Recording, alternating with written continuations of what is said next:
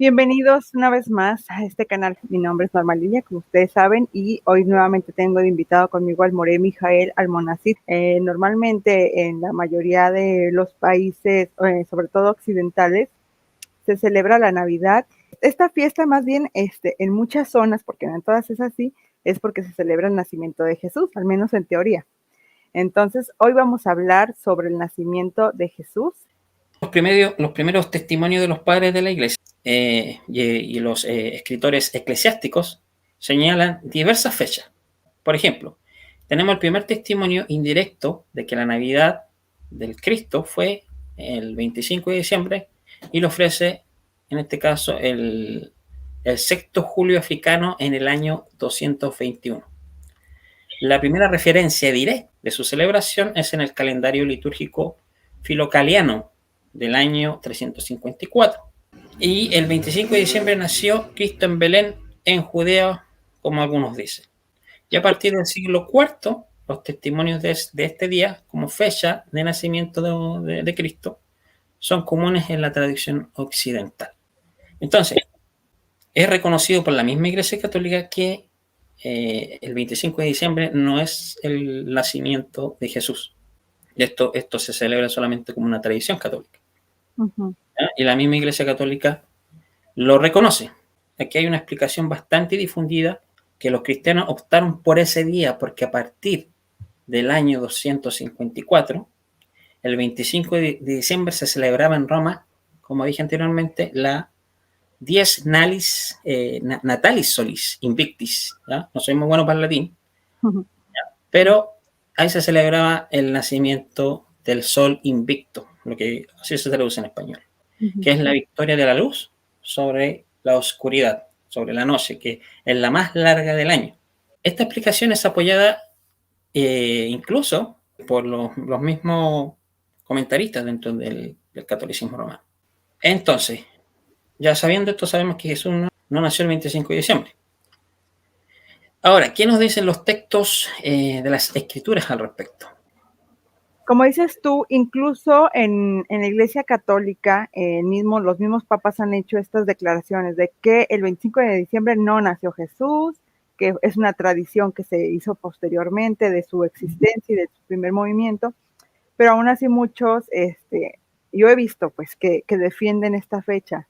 ¿Por qué? Porque dicen que no hay forma de saber cuándo nació. No hay forma, dicen, no hay forma porque la Biblia no lo dice o porque los textos no nos pueden guiar, entonces no hay forma. Algunos lo postulan que fue en otoño y otros dicen que incluso fue en primavera. Entonces, como dices tú, ahora vamos a ver qué dicen los textos para ver si es verdad que es difícil saber cuándo. Vayamos a las escrituras. Dice Lucas, en los siguientes versos encontramos lo siguiente. Se nos dice que Zacarías, padre de Juan o Johanan, el inmersor, que era un Cohen, era un sacerdote de la clase de Abdías, ¿ya? De Abiyá. El versículo 8 dice que según el orden de su clase, dice. El 9 dice, le tocó el turno de ofrecer incienso. Y después dice, en el 13, que el ángel le dijo que su mujer, Elisheba, o sea, Elizabeth, dará a luz un hijo. Y ese hijo iba a ser el que conocemos como Juan. El 23 dice que cumplir los días de su ministerio se fue a su casa. El 24 dice, concibió su esposa Elisheba, o Elizabeth. El 26 dice, al sexto mes del embarazo de Elizabeth, obviamente, el ángel Gabriel es enviado a la doncella, o sea, a Miriam, a María. Y después dice el 36, dice que aquí ahora tu parienta Elisheba, o Elizabeth, está en el sexto mes para ella, o sea, el sexto mes de su embarazo. Y el 57 dice que cuando Elisheba o Elizabeth se le cumplió, dio a luz un hijo que se le conoce como Johanan el que sumerge. Ahora, vamos al capítulo 2. ¿Qué nos dice el capítulo 2? En el verso 6 dice, se cumplieron los días de su alumbramiento, el 7, y dio a luz a su hijo cuando sirvió Zacarías en el Beth Hamikdash, o sea, en el templo, ¿ya? En la casa del santuario. Y si nos vamos a Primera de Crónicas 24, 1 al 9, eso es lo que nos dice Primera de Crónicas 24, 1 al 19. el verso 3 dice, lo repartió por sus turnos en el ministerio. Y el 4 dice, de los hijos de Elazar, 16 cabezas de la casa, y más después y posteriormente dice, y de los hijos de Itamar, 8. El 10 dice, la octava, o sea, Abiyahuas Díaz, Zacarías era del octavo turno de los sacerdotes que servían en la casa del santuario, o sea, en el templo. Y cuando le tocaba servir al octavo turno, lo que nos dice Segunda de Crónicas 8. Ahí como podemos ver ahí después de la 10, como pueden ver en la diapositiva. Dice, el 13, cuando le tocaba servir al octavo turno, dice, leamos lo que nos dice Segunda de Crónicas 8, para que ofreciesen cada cosa en su día, en la fiesta de panes sin levadura, o sea, Pesaj o Pascua, como se le conoce en español. El 14, y constituyó los turnos de los sacerdotes. Entonces, por confirmación histórica, según Flavio Josefo, el historiador judío, del primer siglo, nos dice que todos los sacerdotes servían sin importar su turno en la fiesta de Pesaj o Pascua, en el mes de Nisan, o sea, entre marzo y abril. ¿Ya? Entre marzo y abril, la fiesta de Pesaj, junto al primer turno, o sea, la primera clase. Ahora, otro dato que debemos tener presente, por ejemplo, en la literatura rabínica, por ejemplo, en el Talmud Bavli, en el libro de las reglas judías nos confirma, ahí en Pesajim 57a, en la página 284, la nota 3, dice que los sacerdotes servían una semana en el templo, comenzando desde Pesaj. En otras palabras, todos comenzaban la primera semana juntos durante la semana de Pesaj. Y luego de servir su semana, regresaban a sus casas. También se nos registra ahí en el Talmud, se nos dice que el ofrecer del incienso era una suerte que le tocaba a un sacerdote una sola vez en la vida. Eso lo vemos en Tamid 5.2. En la fiesta de Pesaj, o sea, la Pascua, se ha estado celebrando entre el pueblo de Israel siempre durante la misma fecha. ¿Ya? Eso es comenzando desde el anochecer del 14 de Nisan o Aviv hasta el 22. ¿Ya? Entonces, esto lo podemos comprobar leyendo el libro de Éxodo, ¿cierto? Capítulo 12, versículo 6. Entonces, la fiesta de Pesaj o de Pascua casi siempre cae durante la mitad del mes de abril y en algunos casos durante marzo. Y esto es debido a que el calendario del pueblo judío es un calendario lunar o lunisolar, si se quiere decir. Así que podemos comenzar a contar desde el 15 de abril y podremos saber cuándo estuvo Zacarías en la casa del santuario o templo y cuándo fue que el ángel Gabriel apareció. Entonces, como pueden ver ahí, el primer turno servía en la semana entre abril del 15 al 21. El segundo turno servía desde la semana de abril, ¿cierto? Desde el 21 al 28.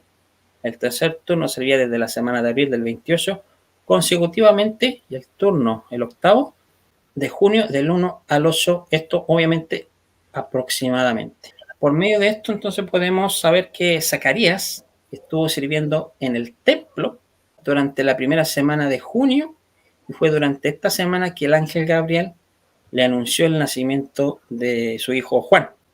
Entonces, la pregunta que debemos hacernos, ¿cuándo se le aparece el ángel Gabriel a María? Según Lucas 1 al 23 dice que cumplidos los días de su ministerio, se fue a su casa. O sea, me refiero a Zacarías. Entonces, Zacarías, después de que termina su semana de oficiar en el templo, se va a su casa en las montañas de Judea. Esto es durante la semana del 15 al 20 de junio. Así lo plasmamos en nuestro calendario occidental. Para la primera semana del mes de julio, Elisheba o Elizabeth, su esposa, ya está embarazada, dice el texto. Después de aquellos días concibió su mujer, o sea, en julio 1, Elisheba está embarazada. Esto en el calendario hebreo sería en el mes de Tamuz. Al sexto mes del embarazo, el cual es el 10º mes del año bíblico, María concibió a Jesús y le anuncia el milagro, ¿cierto?, del nacimiento. milagro entre comillas, porque estamos hablando de que fue un nacimiento, según el texto, ¿cierto?, por intervención divina. 6 meses después del embarazo de Elizabeth, el mensajero Gabriel llegó a anunciarle a María las buenas nuevas acerca de que había quedado embarazada. Contando días así, Jesús nace justo al comenzar la fiesta de Sukkot, al 15 del mes de Tishrei, o sea, en septiembre.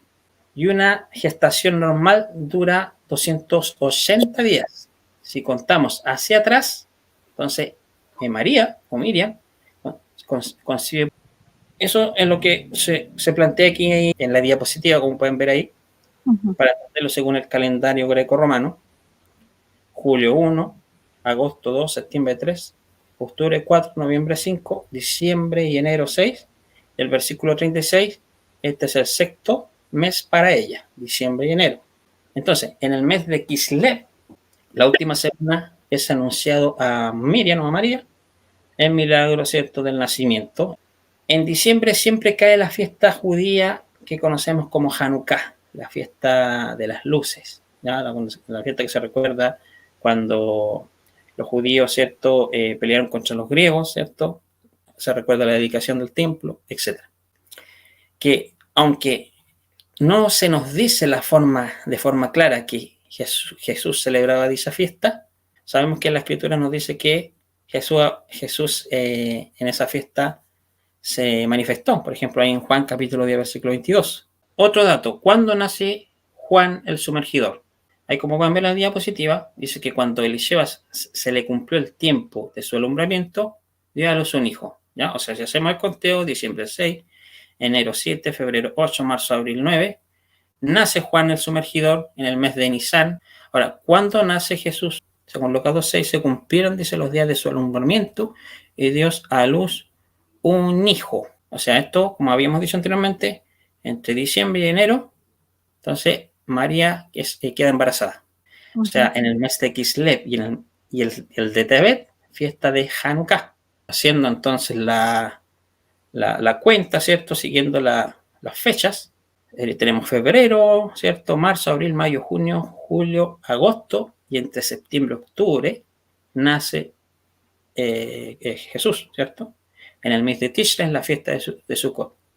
Entonces lo que estás diciendo es que de acuerdo a cómo eran las órdenes de los sacerdotes y como Lucas es bien específico, ¿no? En decir, Zacarías era de la orden tal y en la octava orden y todo esto, se puede rastrear esas fechas porque se mantenían esas tradiciones sacerdotales. Entonces, Lucas es bien específico en decir a qué orden pertenecía Zacarías y cuándo sirvió en el templo, y a través de eso podemos hacer un conteo aproximado de cuándo queda embarazada Elizabeth y cuándo es anunciado el nacimiento de Jesús a María, y con base a esos conteos dices que probablemente nació Jesús en la fiesta de Sukkot, ¿verdad? Correcto.